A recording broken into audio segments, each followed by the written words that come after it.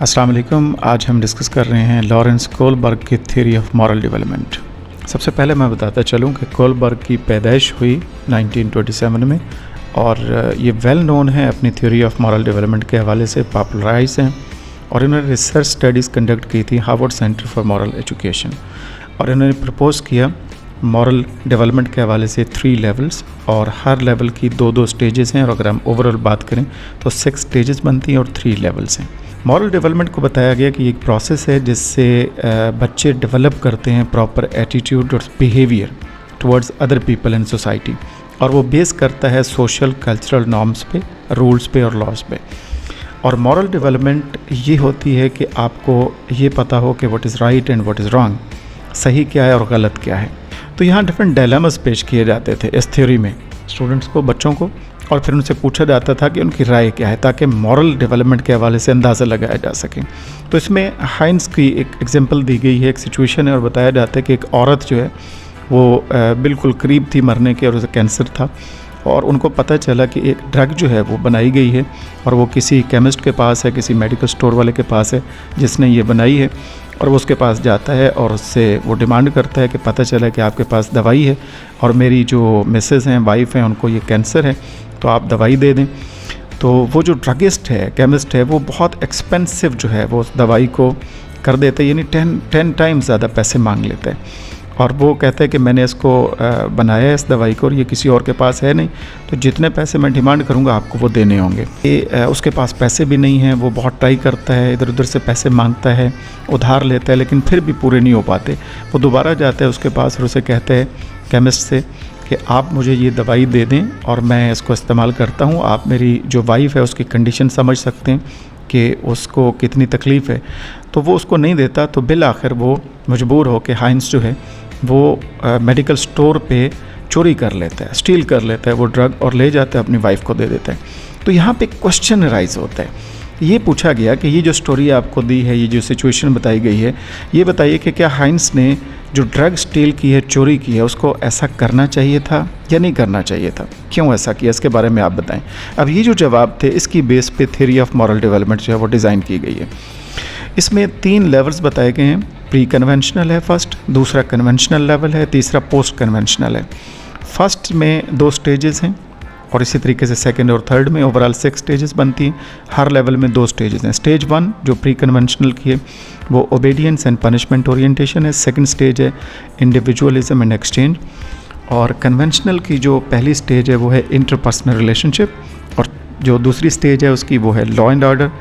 और post conventional की first stage जो है ओवरऑल स्टेज 5 और इसकी stage number 1 social contract and individual rights और सेकंड स्टेज है यूनिवर्सल एथिकल प्रिंसिपल्स।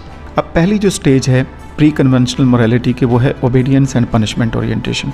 इस स्टेज पे कोलबर्ग कहता है कि रूल्स को ओबे किया जाता है क्योंकि वो इम्पॉर्टेंट है इसलिए, और अवॉइड पनिशमेंट यानी पनिशमेंट से बचने के लिए ये किया जाता है। जैसे हाइंस ने जो स्टील की चोरी की उस ड्रग को उसको नहीं करना चाहिए था, क्यों? क्योंकि अगर वो पकड़ा गया तो जेल जाएगा। इसे कहते हैं ओबीडियंस एंड पनिशमेंट। दूसरी स्टेज आती है मॉरल डेवलपमेंट की इंडिविजुअलिज्म एंड एक्सचेंज। तो इसमें क्या है कि स्टेज 2 एक्सप्रेस करती है कि इसमें बच्चा ये देखता है कि मेरे लिए इसमें क्या है, टिट फॉर टैट कहते हैं। तो इसमें एग्जाम्पल में अगर आप नोट करें तो हाइंस को स्टील ड्रग जो चोरी की गई वो इसलिए की कि उसकी वाइफ बीमार थी और वो चाहता था कि वो क्योर हो जाए, ठीक हो जाए, सेहतमंद हो जाए और फिर उसके लिए वो खाना बनाए और उसकी खिदमत करे। तो उसके सेहतमंद होने में उसका अपना बेनिफिट था, टिट फॉर टैट, ये देखा जाता है इंडिविजुअलिज्म एंड एक्सचेंज। दूसरा जो लेवल है वो कन्वेंशनल मोरालिटी है। इसमें स्टेज जो आती है पहली, इसमें इंटरपर्सनल रिलेशनशिप है जिसमें इंडिविजुअल जो है वो देखता है कि अफेक्शन को कैसे मेंटेन करना है और दूसरों को किस तरीके से अप्रूवल लेनी है, अच्छा साबित होना है, गुड पर्सन साबित होना है। तो good boy good girl orientation इसमें होती है।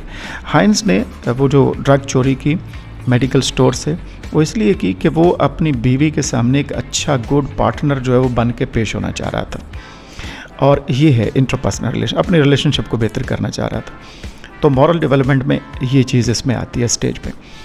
जो अगली स्टेज है उसको कहते हैं लॉ एंड ऑर्डर।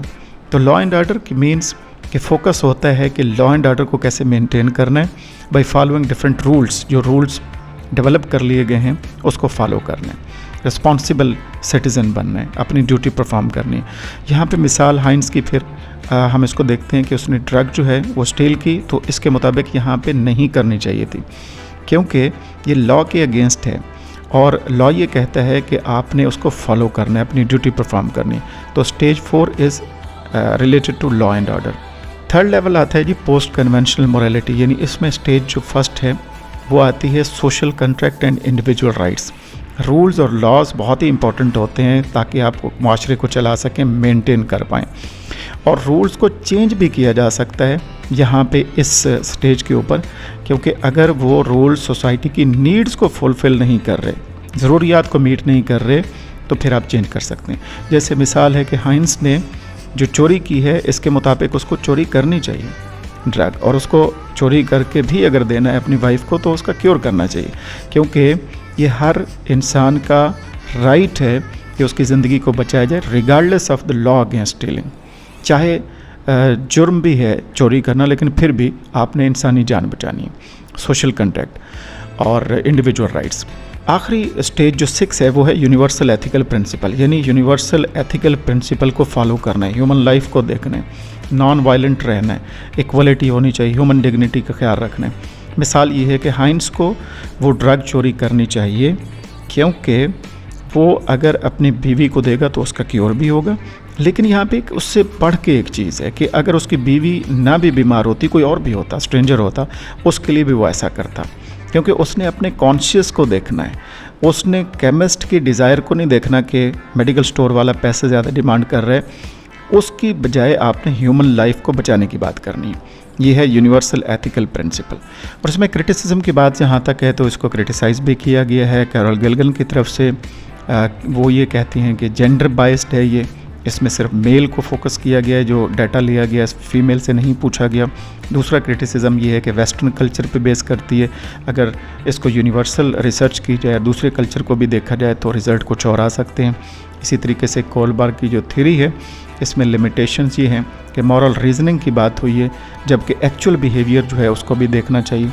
और आखिरी इसमें यह है कि कोलबार्ग की थ्योरी ऑफ मॉरल डेवलपमेंट में कंसेप्ट ऑफ जस्टिस को ओवर एम्फसाइज़ किया गया है, यानी जब आप मॉरल चॉइसेस बनाते हैं तो उसमें कंपैशन, केयरिंग और इंटरपर्सनल फीलिंग्स को भी अहमियत देनी ज़रूरी होती है।